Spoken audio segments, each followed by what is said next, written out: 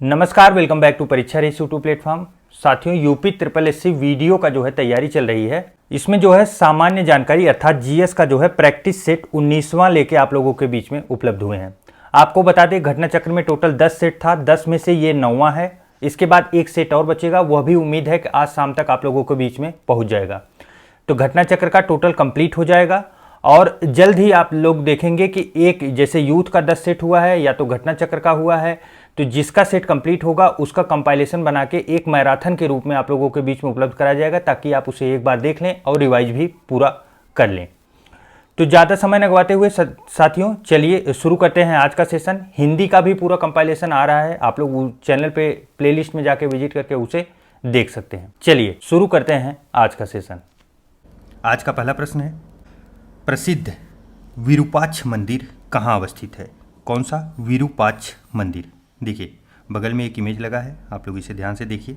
ये है विरूपाक्ष मंदिर। आप भारत की कला शैली को आप देखिए, कितना अद्भुत था कि आप समझ सकते हैं। चालुक्य के जो नरेश थे, विक्रमादित्य सेकंड, उनके द्वारा ये बनाया गया था विरूपाक्ष का मंदिर। बहुत प्रख्यात है, बहुत अच्छा है, बहुत सुंदर है। आप लोगों के पास जब पैसे हों तो आप सिलेक्शन होने के बाद एक बार घूमने जरूर जाइएगा। तो ये कहाँ पे अवस्थित है? ये है हम्पी में। हम्पी कहाँ पे है? ये कर्नाटक में, कर्नाटक के हम्पी में अवस्थित है। एक पॉइंट और इम्पॉर्टेंट है कि कौन से भगवान को ये समर्पित है, तो भगवान शिव को समर्पित है। महत्वपूर्ण है, आप लोग याद रखिए। चलिए नेक्स्ट है, सिंचाई के लिए 16 मील लंबी चोल झील का निर्माण इनमें से चोल शासक, कौन से चोल शासक के द्वारा करवाया गया था? देखिए, चोल झील का जो निर्माण करवाए थे वो थे राजेंद्र प्रथम। अच्छा, चोल झील को चोल गंगम भी कहा जाता है। क्या? चोल गंगम, आप लोग जरूर याद रखिएगा। चलिए नेक्स्ट है, पहला कठपुतली मुगल सम्राट कौन था? देखिए, पहला कठपुतली मुगल सम्राट जो है जहांदार शाह था। कौन था? जहांदार शाह। अच्छा, इसका शासनकाल कब से कब था? तो 1712 से लेके 1713 तक था, बस 1 वर्षों तक इसका शासनकाल था। और जो वास्तविक उस समय मतलब जिसके हाथों में वास्तविक शक्ति थी वह कौन था? तो वह इनका वजीर था जुल्फिकार खां। कौन था? जुल्फिकार खां। वही जो है पूरी शक्ति जो है अपने हाथों में लिया था। चलिए नेक्स्ट है, मुगल काल में पुलिस बल के मुखिया को क्या कहा जाता था? पुलिस बल के मुखिया को मुगल काल में क्या कहा जाता था? तो उसे कोतवाल कहा जाता था, कोतवाल। चलिए नेक्स्ट, इनमें से कौन सा विकल्प सही ढंग से मेल नहीं खाता? 4 दिए गए हैं, एक जो है मेल नहीं खा रहा है, बाकी सब सही हैं। देखिए, पहला है इब्न बतूता भारत पहुंचा कौन से सन में? 1333 में, ये सही है। उसके बाद फिर देखिए, 1290 में मार्को पोलो ने भारत का दौरा किया, ये भी सही है। और 1498 में वास्को द डिगामा कालीकट में आया था, यह भी सही है। इसमें गलत है 1506 गुरु नानक देव का जन्म। गुरु नानक देव जी का जन्म जो है 1506 में नहीं हुआ था। तब कब हुआ था? तो इनका जन्म जो है वो 1469 में हुआ था, 1469 में। अच्छा, पंजाब के खत्री परिवार से इनका संबंध है। अच्छा, इनके बारे में एक और महत्वपूर्ण चीज़ ये है, सही जवाब ऑप्शन बी होगा। गुरु नानक देव जी के बारे में एक महत्वपूर्ण चीज़ ये है कि इन्होंने निराकार ईश्वर, कौन से? निराकार ईश्वर का प्रतिपादन किया था। निराकार ईश्वर का मतलब ये हुआ कि ईश्वर जो है वो किसी आकार में नहीं है, यह प्रतिपादन इन्हीं के द्वारा किया गया था।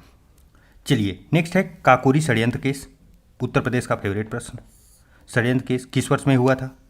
तो यह कब हुआ था? 9 अप्रैल 1925 में। 9 अप्रैल 1925 को हुआ था काकोरी जो है षड्यंत्र। देखिए, इसका अभी जल्दी में नाम भी बदला गया था, काकोरी ट्रेन एक्शन कर दिया गया था, इसलिए ये करंट अफेयर से थोड़ा रिलेट करके महत्वपूर्ण प्रश्न बन जाता है। और इसमें हुआ क्या था? तो सहारनपुर से लखनऊ जा रही ट्रेन को लूट लिया गया था। किसके द्वारा? तो राम प्रसाद बिस्मिल्ला शामिल थे, अशफाक उल्ला खां, रोशन लाल और राजेंद्र लोहड़ी, ये लोग शामिल थे। और इन लोगों को जो है फांसी भी दे दी गई थी, फांसी। चलिए नेक्स्ट देखते हैं। नेक्स्ट है, गदर आंदोलन के नेता कौन थे? किसके? गदर आंदोलन के। देखिए, गदर आंदोलन के जो नेता थे वो हरदयाल जी थे। कौन? हरदयाल, जिन्हें लाला हरदयाल पूरा नाम से जाना जाता था। कब इसकी स्थापना करते हैं? तो 1913 में। 1913 में कहाँ हुआ था? San Francisco. कहाँ? अमेरिका में। सैन फ्रांसिस्को अमेरिका में इसकी स्थापना की गई थी। महत्वपूर्ण है, ध्यान रखिएगा। चलिए नेक्स्ट है, महात्मा गांधी ने सत्याग्रह सभा की स्थापना कौन से वर्ष में की थी? देखिए, सत्याग्रह सभा की जहां बात की जाए तो सबसे पहली बात यह है कि गांधी जी ने सत्याग्रह सभा की स्थापना की क्यों थी? रॉलेट एक्ट जो आया था, जिसे काला कानून कहा जाता था, उसी के विरोध में सत्याग्रह सभा की स्थापना की जाती है। कब की जाती है? फरवरी 1919 में।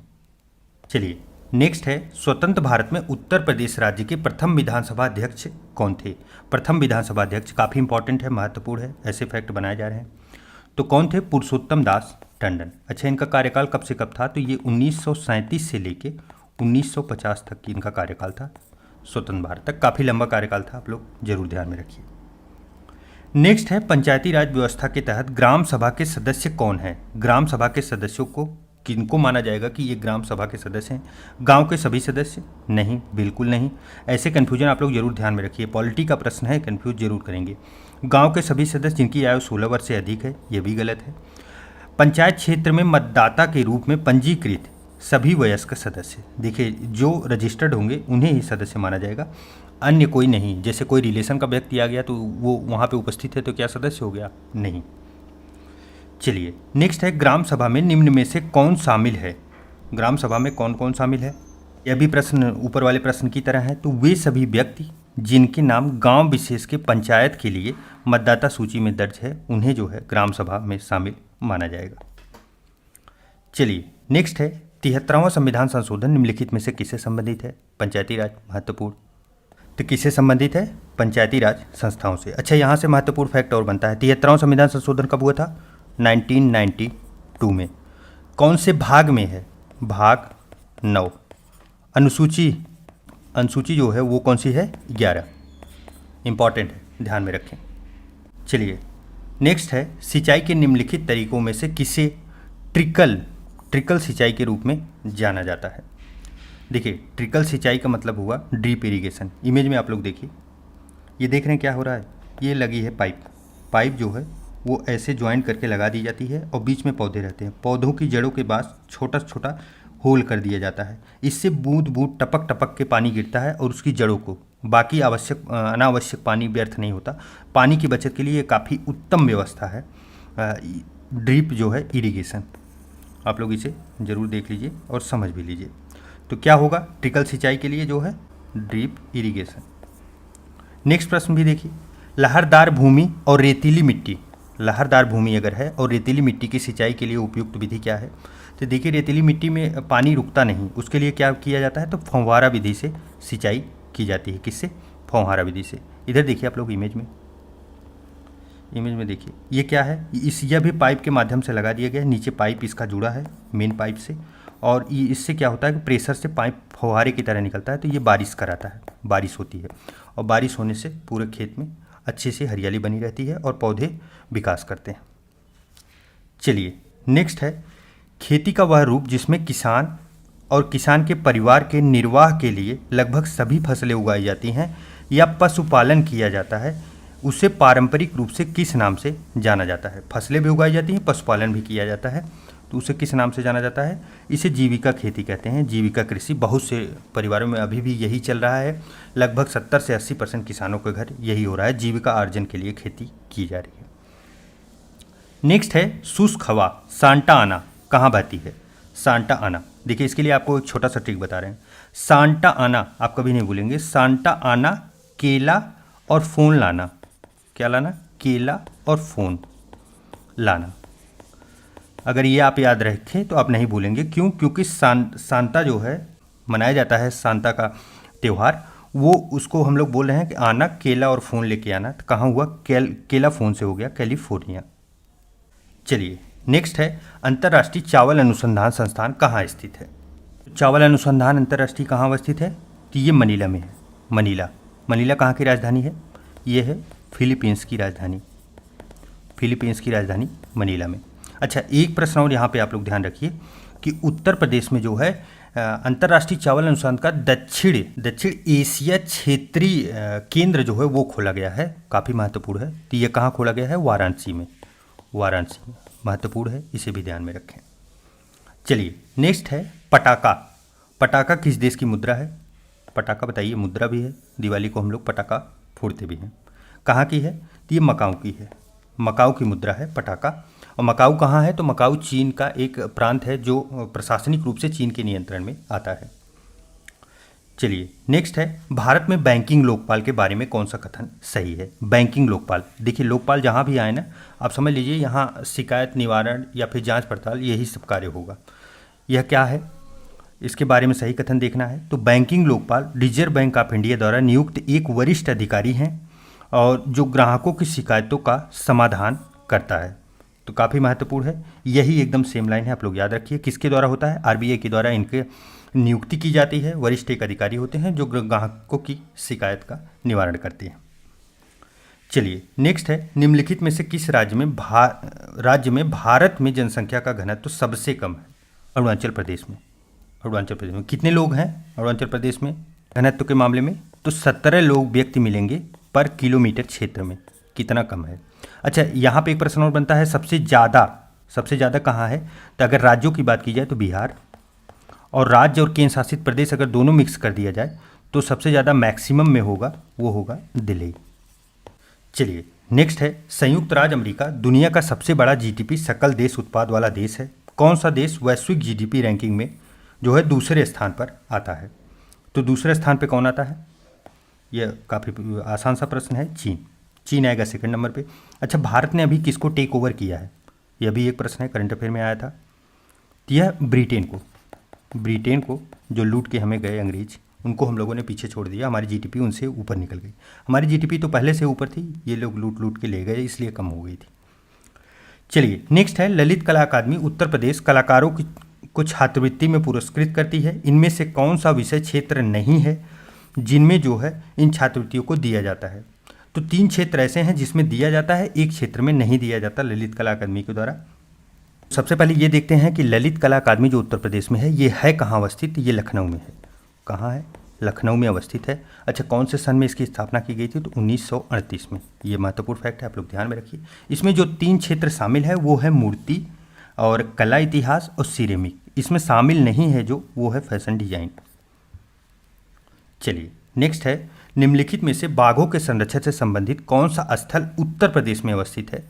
बाघों से संबंधित महत्वपूर्ण है, वो स्थल है आनमगढ़। अच्छा, कहाँ अवस्थित है ये? तो ये है बिजनौर में, बिजनौर। चलिए नेक्स्ट है, उत्तर प्रदेश में कौन सी जनजाति दीपावली को शोक के रूप में मनाती है? कई बार, हजारों बार प्रश्न आ चुका है, महत्वपूर्ण है। तो यह जनजाति है थारू जनजाति। अच्छा, यह जो है कहाँ निवास करती है? तो ये उत्तराखंड, यूके का जो नैनीताल क्षेत्र है वहाँ से लेके यूपी के जो गोरखपुर का तराई का क्षेत्र है वहाँ तक ये अवस्थित है थारू जनजाति। चलिए नेक्स्ट है, उत्तर प्रदेश में वह कौन सा एकमात्र क्षेत्र है जहाँ तांबा पाया जाता है? महत्वपूर्ण है। तो कहाँ पाया जाता है? ललितपुर में तांबा पाया जाता है। अच्छा, अगर भारत की बात की जाए तो कहाँ है? तो राजस्थान। सबसे ज़्यादा भंडारण आपको तांबा का राजस्थान में मिलेगा। नेक्स्ट है, एशिया का प्रथम डीएनए बैंक कहाँ स्थापित किया गया है? तो इसकी स्थापना जो है वो कहाँ हुई है? लखनऊ के बायोटेक पार्क में जो है इसकी स्थापना की गई है।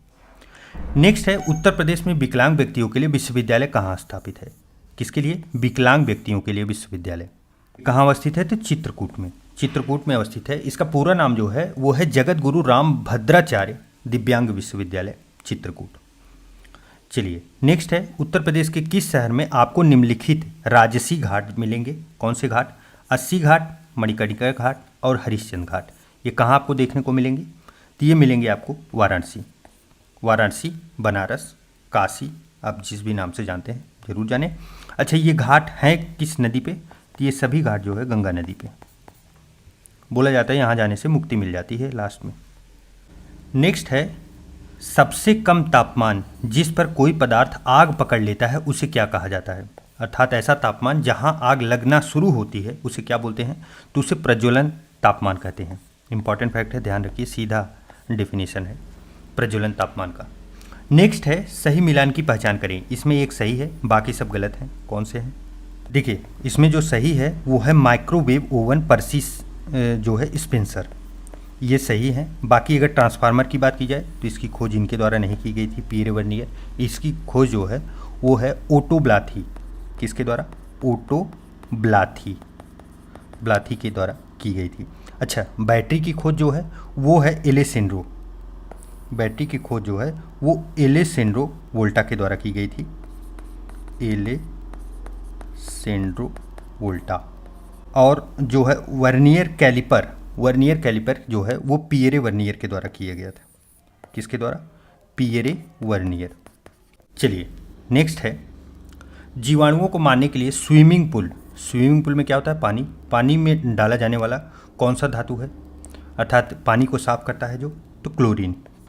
नेक्स्ट, संश्लिष्ट अपमार्जक सिंथेटिक डिटर्जेंट के बारे में निम्नलिखित में से कौन सा कथन सही है? देखिए, संश्लिष्ट अपमार्जक जो होता है उसका कार्य ये होता है ना, चाहे वो मृदु जल हो, कठोर जल हो, कैसा भी जल हो, वो बड़ा अच्छा कार्य करता है कपड़े उपड़े धुलने के लिए।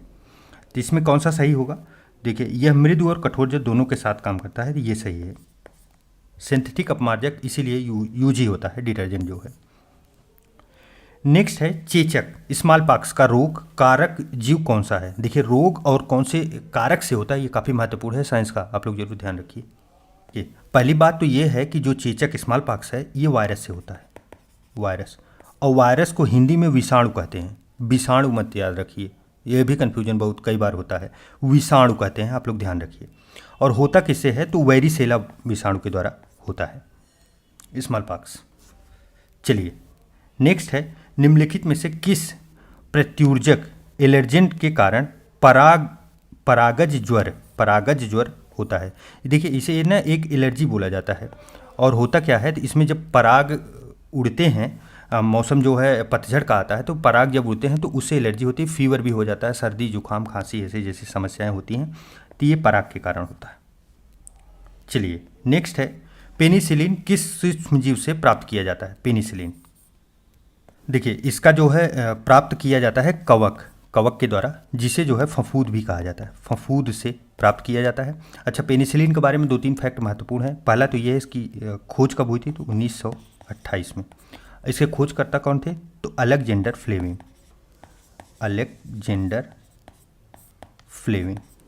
नेक्स्ट है, सितंबर 2022 में प्रधानमंत्री नरेंद्र मोदी द्वारा घोषित प्रधानमंत्री school for rising India, important है, ध्यान रखिए, प्रधानमंत्री स्कूल फॉर राइजिंग इंडिया, जिसे पीएम श्री योजना कहा जा रहा है, काफ़ी महत्वपूर्ण है, के तहत देश भर में कितने स्कूलों का विकास करने का और उन्नयन किया जाएगा? तो टोटल जो विद्यालय दिए गए हैं वो है 14,500 विद्यालयों को अपग्रेड किया जाएगा, मतलब वो डिजिटल क्लास चले और स्किल सिखाई जाए थोड़े बहुत, और फिर उसमें जो है टेक्नोलॉजी ऐड की जाए, तो यही सब चीज़ें उसमें की जाएंगी। कब शुरू हुआ ये भी इंपॉर्टेंट है, सितंबर 2015 को। कब? 5 सितंबर शिक्षक दिवस के दिन हुआ था, महत्वपूर्ण है पीएम श्री योजना। नेक्स्ट है, तीसरे राष्ट्रीय जल पुरस्कार समारोह में उत्तर प्रदेश को सर्वश्रेष्ठ राज्य श्रेणी में कौन सा स्थान प्राप्त किया गया? तो राष्ट्रीय जल पुरस्कार जो तीसरा हुआ था उसमें यूपी जो है पहला स्थान प्राप्त किया है। इंपॉर्टेंट है यूपी की परीक्षाओं के लिए, आप लोग जरूर ध्यान में रखिए, क्योंकि ये से प्रश्न सीधे बनेंगे। इसमें दूसरा भी पूछा जा सकता है, तीसरा भी, तो दूसरा जो है वो राजस्थान है, और तीसरे बात की जाए तो तमिलनाडु, इंपॉर्टेंट है। नेक्स्ट है, ब्लू ड्यूक को किस राज्य की राज्य तितली घोषित किया गया है? ब्लू ड्यूक, देखिए इसका जो वैज्ञानिक नाम है ना वो भी काफ़ी महत्वपूर्ण है। क्या नाम है? बासारोना दुर्गा। इतना महत्वपूर्ण नाम है कि ये पूछा जा सकता है, बासारोना दुर्गा किस राज्य की तितली है? तो ये सिक्किम की है। ब्लू ड्यूक और बासारोना दुर्गा दोनों नाम आप लोग याद रखिएगा। नेक्स्ट है, नवंबर 2021 में कौन देश विश्व का नवीनतम गणराज्य बना है? नवीनतम गणराज्य कौन सा देश बना है? तो ये है बारबाडोसा। अच्छा, बारबाडोसा की स्थिति आप लोग देख लीजिए, मैप बगल में इसीलिए लगाया गया है पहले से। अब देखिए अटलांटिक, ये कौन सा ओशियन है? ये है अटलांटिक ओशियन, और यहाँ पे आप देख रहे हैं कितना सूक्ष्म छोटा सा एक द्वीपीय देश है, ये रहा, ये है बारबाडोसा। ये अंग्रेजों से मुक्त हुआ है। यहाँ पे जो ब्रिटेन था वो 396 वर्षों तक शासन किया है। आप सोचिए कितना ज़्यादा लूट के ले गए हैं, पूछिए मत, जबकि भारत तो 200 सालों में ही कंगाल कर दिए थे। नेक्स्ट है, I2U2 समूह के कौन से देश शामिल है? महत्वपूर्ण है, इसको हम लोग कई बार करंट अफेयर में भी देखे हैं, टेस्ट सीरीज में भी आता रहता है। आप लोग देखिए, पेट परीक्षा के लिए में मॉक टेस्ट सॉल्व कराए गए थे, वो भी अभी 15-20 दिन हुए हैं, ज़्यादा दिन हुए नहीं हैं। सभी मॉक टेस्ट महत्वपूर्ण हैं, आप लोग ना वहाँ से भी करंट जो है टेस्ट सीरीज आप देख लीजिए, जीएस को एकदम सेपरेट करके और करंट अफेयर को सेपरेट करके पढ़ाया गया। देखिए इसमें I2U2 का मतलब क्या हुआ, I2 का मतलब हो गया इंडिया और इजराइल, और U2 का तो यूनाइटेड संयुक्त अरब अमीरात, यूएई तो हो गया, और ये यूनाइटेड किंगडम नहीं है, यही गलत है, इसके जगह क्या होगा, यूएसए होगा। अमेरिका और संयुक्त अरब अमीरात, भारत और इजराइल, यही 4 लोग हैं I2U2 में। नेक्स्ट है टेनिस की ग्रैंड स्लैम प्रतियोगिता फ्रेंच ओपन 2022 में महिला एकल का खिताब किसने जीतेगा। देखिए जब फ्रेंच ओपन या टेनिस के फ्रेंच ओपन आप देखेंगे तो इसमें हमेशा ना एकल पे टारगेट कीजिए, एकल ही ज़्यादा पूछे जाते हैं। इसके विजेता कौन रहे हैं, तो ईगा स्विटेक रहे हैं। कहाँ के हैं, तो ये पोलैंड की हैं, पोलैंड की। अच्छा अगर यही बात पुरुष की कर दी जाए, पुरुष की, तो पुरुष कौन विजेता हुआ था, तो पुरुष में थे राफेल नडाल। हम लोग हमेशा जानते हैं राफेल नडाल हमेशा जीतते रहते हैं कहीं न कहीं से, तो ये स्पेन के हैं, स्पेन। चलिए नेक्स्ट है जुलाई 2022 में फेमिना मिस इंडिया 2022 का खिताब किसने जीता था, फेमिना मिस इंडिया 2022, तो यह खिताब जो है सीना शेट्टी ने जीता, सीना शेट्टी। अच्छा ये रहने वाली कहाँ की हैं, तो ये कर्नाटक की हैं, कर्नाटक। नेक्स्ट है मार्च 2022 में भारत अमेरिका सैन्य समूह की 19वीं बैठक कहाँ संपन्न हुई, तो ये आगरा में हुई है। वेरी वेरी इंपॉर्टेंट लगा लीजिए, क्योंकि अंतर्राष्ट्रीय बात जब उत्तर प्रदेश के अंदर आती है ना तो यूपी परीक्षाओं के लिए काफ़ी महत्वपूर्ण हो जाता है, यूपी आगरा में। नेक्स्ट है भारत में वन्य जीव संरक्षण अधिनियम किस वर्ष में लागू किया गया था, तो ये जो है 1972 में लागू किया गया था। देखिए पर्यावरण के जो है ना आप जो अधिनियम है कौन से वर्ष में आए थे ये काफ़ी महत्वपूर्ण होते हैं, ध्यान में रखिएगा।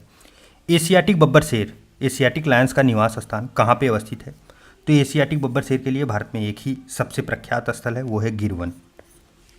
ये कहाँ पे अवस्थित है, गुजरात में। चलिए इस प्रकार साथियों 50 प्रश्नों का ये श्रृंखला समाप्त हुआ। आपको कैसा लगा कमेंट करके जरूर बताइएगा, और आपके कितने सही हुए ये भी कमेंट करके आप जरूर बताइएगा। चलिए मिलते हैं एक नए वीडियो में, तब तक के लिए ढेर सारा प्यार, नमस्कार।